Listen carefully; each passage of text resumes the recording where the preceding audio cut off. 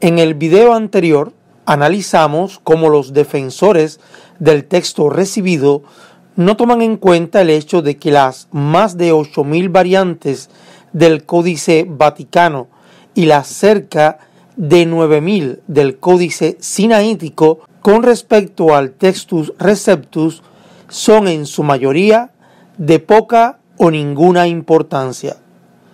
Vimos además que no fue modificado el texto por gnósticos o arrianos.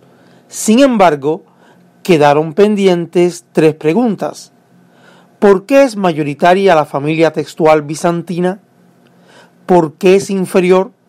¿Y por qué hay miles de variantes en el Códice Vaticano y Sinaítico si son de la misma época y de la misma familia textual? Si le interesa conocer las respuestas a estas preguntas, acompáñenos.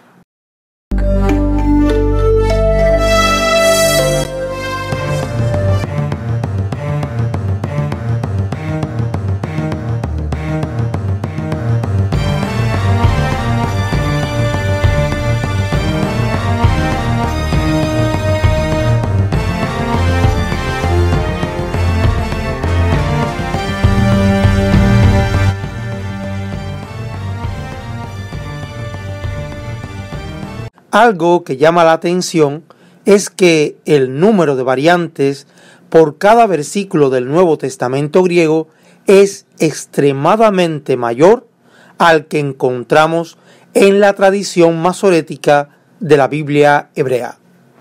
Para el siglo X, en las copias masoréticas se habían producido pocos errores.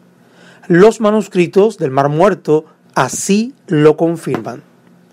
Esto no quiere decir que no existan variantes textuales en los textos de Qumran. Laird Harris señala que evidentemente la diferencia entre el texto estándar del 900 después de Cristo y el texto del 100 antes de Cristo no es tan grande como la que existe entre el texto neutro y el occidental en el estudio del Nuevo Testamento. Gleason Archer, a su vez, observa que las 2 copias de Isaías descubiertas en la cueva 1 de Qumran resultó ser palabra por palabra idénticas a nuestra Biblia hebrea estándar en más del 95% del texto. El 5% de la variación consistió principalmente en evidentes deslizamientos del bolígrafo y variaciones en la ortografía. Pero, ¿por qué hay tanta diferencia en cuanto al número de variantes entre los manuscritos del Nuevo Testamento y la lectura rabínica de las escrituras hebreas? ¿Por qué los códices del siglo IV y V tienen más variantes que los minúsculos y tardíos de la familia bizantina? Para la tradición masorética, el texto consonántico era extremadamente sagrado. Los copistas no podían modificar el texto.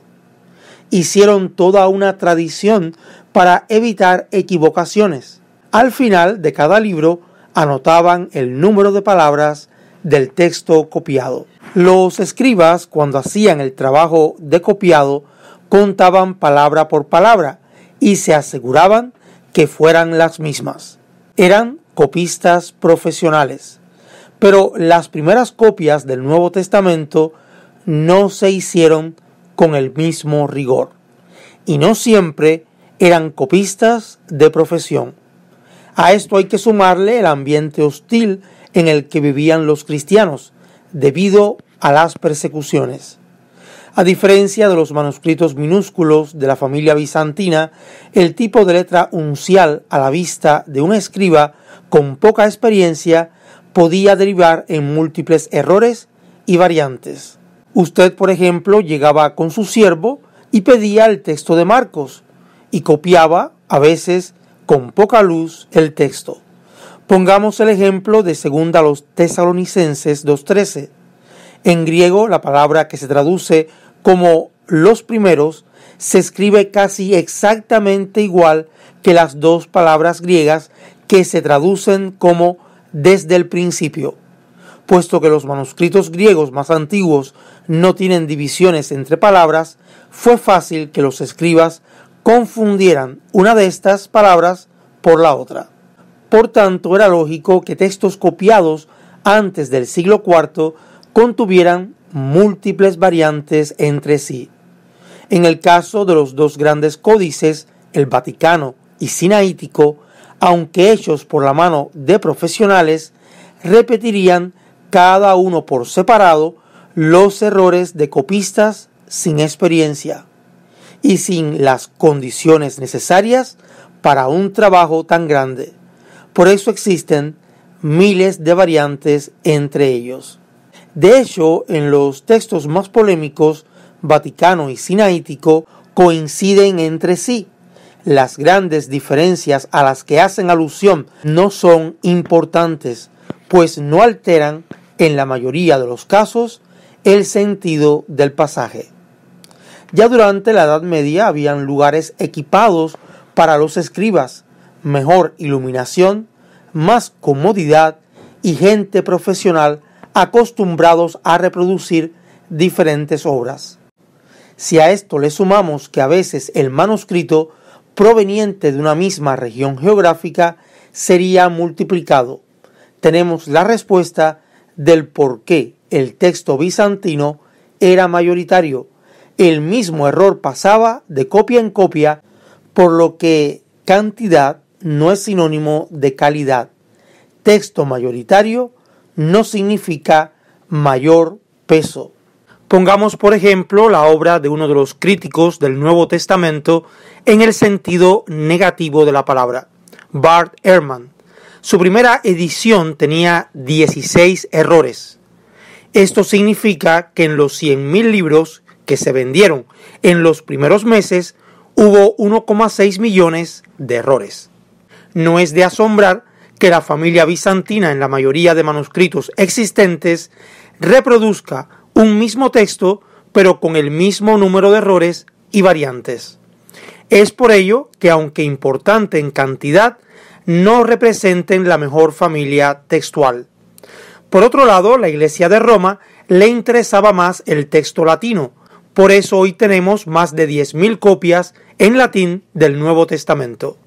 Muchas de las copias en griego de la familia bizantina provienen de la Iglesia ortodoxa, cosa que olvidan mencionar a algunos defensores del Receptus. Otro problema a tomar en cuenta es que los escribas de la Edad Media usaban muchas veces dos manuscritos. Cuando se encontraban con dos lecturas diferentes, en vez de investigar como hacemos hoy sobre cuál es la correcta, hacían lo contrario, incorporaban ambas creyendo que de esta manera enriquecían el texto. Por tanto, la familia bizantina tiene como característica la conflación de lecturas, o sea, acoge diferentes lecturas alternativas y por tanto expande el texto, produciendo un supuesto texto enriquecido, pues trata de armonizar pasajes paralelos. La ventaja es que no se perdía ningún material. La desventaja fue la introducción de pasajes espurios o corruptos. No obstante, tampoco podemos caer en el fanatismo mal fundamentado de los defensores del tipo bizantino que rechazan el texto crítico. Existen manuscritos con lecturas antiguas en la familia bizantina. Por otro lado, el hecho de que los textos incorporaban más de una variante, podemos tener una lectura cercana al original mezclada con una posterior. Normalmente, los eruditos prefieren la lectura más corta. Un ejemplo de esta fusión aparece en Marcos 8:26. Después de "y lo envió a su casa diciendo", el texto alejandrino lee "no entres en la aldea", y el occidental "vete a tu casa y no se lo digas en la aldea", mientras que el bizantino dice "no entres en la aldea y no se lo digas a nadie en la aldea". Como mencioné anteriormente, la tradición cristiana manuscrita era diferente en muchos aspectos a la rabínica. Los escribas masoretas consideraban sagrado no solo el contenido del texto, la tradición cabalística concebía el texto como una fuente de revelación. Para estos judíos no solo era importante el contenido, sino la forma. Algunos veían en el texto una revelación oculta descubierta en la Cábala. Por ello, los judíos, a diferencia de los cristianos, no podían modificar ni una sola consonante. De esta manera, se preservó el texto hebreo de forma segura. Mientras que la manera usada por Dios para preservar el texto del Nuevo Testamento es mediante la gran cantidad de manuscritos y variantes con las que cuenta la erudición moderna para así rastrear y reconstruir el texto original. En la tradición cristiana no existía una segunda revelación oculta en la forma del texto. Es por ello que podía ser traducido un manuscrito del griego al latín, el siriaco, el etiópico, el copto, entre otras lenguas. Por tanto, lo de mayoritario para referirnos a la familia bizantina es relativo. Si de manuscritos griegos se habla, es real, pero si juntamos todas las traducciones a otras lenguas, perdería su hegemonía. Por otro lado, de los 5.500 manuscritos en griego existentes, 4.500 son posteriores al siglo X. Esto a veces se les olvida a los defensores del texto recibido y explica por qué decimos que cantidad no significa mayor peso o valor. El texto crítico prefiere darle más autoridad a los 60 papiros anteriores al siglo V, a los códices unciales del siglo IV al VI, que contienen casi todo el Nuevo Testamento. En conclusión, esta serie de videos ha estado mostrando que la hipótesis de los defensores del Receptus está cargada de argumentos incompletos y medias verdades. Esto es Biblia versus religión.